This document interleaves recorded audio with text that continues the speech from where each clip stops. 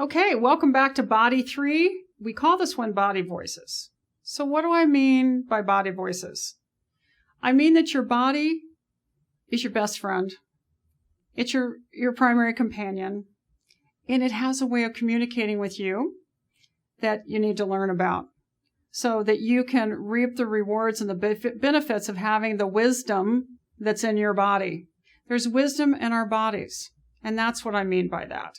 So what is the language of your body? The only way I can communicate with you is through sensation. Whether it's an uncomfortable sensation or a comfortable sensation, something that feels good or feels bad, there's a broad array of really painful to like really wonderful and amazing. Getting in a warm tub of water can just be incredibly wonderful sensation for you. Your body is happy. It's a nourishing, good experience for your body. But if your body starts popping up with things like stomach aches, back aches, or headaches, we have a lot of language in our culture about, oh, that's a pain in my neck, or that made me sick to my stomach. Those expressions came from the reality of your body trying to communicate with you. And whenever we are in our lives trying to sort things out, make decisions, move right, move left, whatever it might be, our body is going to be communicating with us, if it needs to, from its place of wisdom that may be not available in our conscious brain about what is the best choice for us to make. And the idea behind body voices is for you to learn the language, honor it, and start paying attention to it. So I have a practice for you around this. Let's begin with, what is your body trying to tell you? This is you getting good at the skill of listening to your body. So here are the practice steps for you. Always taking your breath to settle yourself. I'd like you to find a comfortable place to sit if you want to try out this skill. And if you have anything that's chronically uncomfortable for you, or sometimes uncomfortable for you, if you want to take this forward as a practice and you use it at a time when you notice, why does my elbow hurt, literally, or why is my shoulder hurting? What is that pain about? I invite you to sit comfortably somewhere or lay down. Maybe you're going to lay on the ground. I want you to breathe deeply. Get comfortable. Release your trigger points. And now you're going to ask your body, calmly, quietly, and slowly, why do you hurt? Or you're going to ask your shoulder, why is it that you're tight and you're cramped? What's going on with you? Any aspect of your body that might have some discomfort. You're sitting calmly and quietly, that's key. You're in a place where you won't be disturbed, and you're asking your body to tell you what is going on. And here's what you do in order to be able to hear it. You close your eyes, and you just let go. You're not going to allow your mind to go looking for the answer, because the mind can frequently get in the way, and we're going to talk more about that throughout the book. You're just going to breathe. You breathe, you let go, you ask the question, and close your eyes. Now, what pops in? Maybe you've had a headache, and the picture that pops into your mind is your boss. Or maybe it's you were hanging out too long in your work and you're working out in the sun. You're going to get some images, some words that might come to you about what it is that's causing that discomfort in your body. You're going to breathe through that, and you're going to let it go, and you're going to grab your journal, if you've begun your journaling, which I hope you have, and start writing about it, and keep asking your body, what else is there? What else are you holding on to? What got stuck in you, shoulder, that caused you to cramp or tighten? What is there, stomach, that you're holding on to that's making you feel sick? And stuff will come. You're going to write about it in your journal. That's a beginning of you letting it go. What's next? Well, you're going to get up and move, of course. So once you feel complete in the process of, I'm getting some clarity. Yeah, I didn't realize how really tense I was getting about that conversation I had with my boss the other day. And then maybe you go on in your journaling to, I really don't like this job, and I've been trying to hang on to it, and it's not working for me.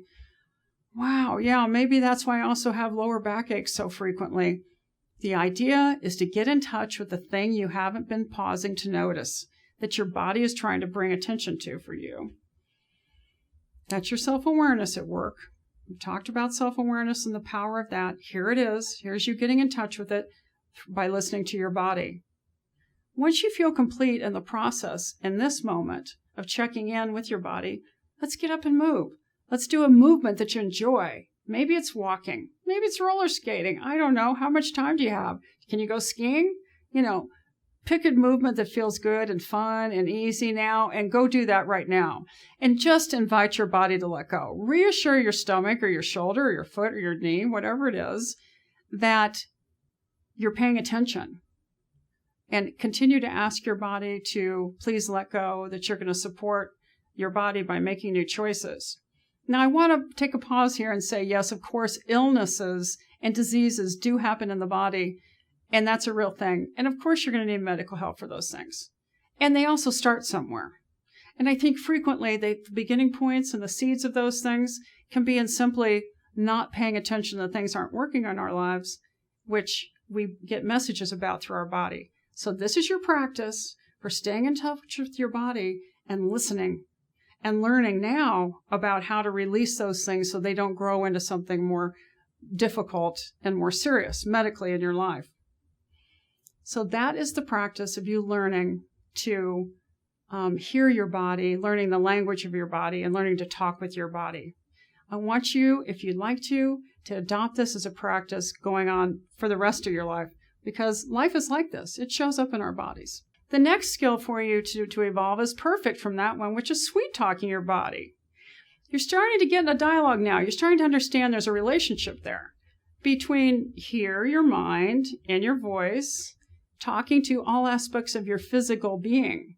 And when you are kind and good and appreciative and grateful, which are all happiness skills and happiness words, and you direct that energy towards your body, it really enhances your well-being. I had a client who had a broken leg, and she talked to her leg and that bone inside of her leg healing all day long with gratitude and appreciation and supportive words. And her doctor really didn't understand how her body healed so quickly and how she was able to get out of her cast 3 weeks early. There are lots of stories that you read all over the place about people overcoming illness and disease and injuries. And this is a big part of it. What you think is what you create. This is part of that. We talked about that in Mind One. Sweet talking your body. Thank you, feet, for carrying me around all day. Thank you, legs, for carrying the weight of me and walking me through my life. Gratitude. Sitting and giving yourself a hand massage. If you write all day or you do something with your hands that's fatiguing, that's you being sweet talking you and being kind to you. That's a great skill. Do you want to evolve that one? You want to practice that? Put a check mark there. How about taking regular breaks? Seems simple, is simple. But what happens is in that go fast culture that we tend to be in, we don't do that because we have this sense of urgency. And it's like, oh no, I don't have time for a break. I've got to get this thing done. I got to meet this deadline. I got to this, I got to that. Well, what you gotta do is pause. Why? Because whatever you do after you take that break, and especially if you do regular breaks throughout your day, you will do more fully. You will do better. You'll do with more presence. And more importantly, you'll do it from a place of honoring and being calm in your body. This is 5 minutes, it's 10 minutes, it's a couple minutes, it's an hour. What time do you have available? So here's a great way to do it. If you're going to work 8 hours through a day or whatever your day looks like, use your timer, set a 50-minute work time for each hour, and at 50-minute mark, the timer goes off, and then you reset it for 10, and you're taking a break. And you're going to get up, and you're going to do some of the body movements, and maybe you're just going to walk in place, or you're going to go out the door. You're going to drink water for sure. That's key. And you can just shake it out. Look out the window. Look at the sunrise. Look at something beautiful that you put in your environment that you love so much. Or maybe smell a terrific candle. Shift your thoughts. Shift your energy. You'll come back refreshed. You'll be better. You'll feel better. And you're going to be happier. So take regular breaks. So important. That was pretty simple, right? 3 things for you to do from this section. And which ones do you want to say yes to? Which ones would you like to incorporate? into your everyday. How about listening to what your body is telling you? You want to evolve that skill? Does that seem like a good idea to you? And then do you want to sweet talk and be nice to your body and show appreciation, express kindness and goodness to your body? And how about those regular breaks? You want to set your timer? Once a day, twice a day, every hour. What do you think would work really well for you to nourish your physical well-being and your emotional well-being and your overall happiness? Take a pause, think about it, and I'll look forward to seeing you at Body 4.